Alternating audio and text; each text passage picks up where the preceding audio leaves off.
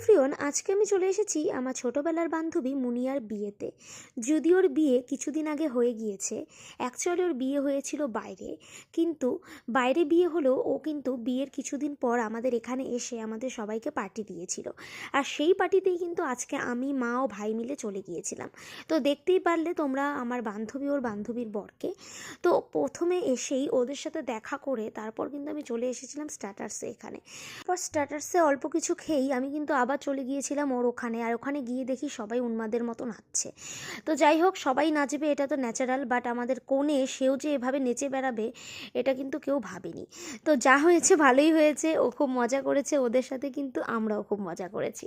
তো চলো তাহলে এবার খাবারের মেন কোর্সে আসা যাক। আর আজকের খাবারের মেনুতে ছিল নান এবং চানা মশলা, তার সাথে ছিল ভাত, ডাল, পকোড়া, কাতল মাছ, ইলিশ মাছ, ফ্রাইড রাইস, পাঁঠার মাংস, দই, মিষ্টি ও চাটনি।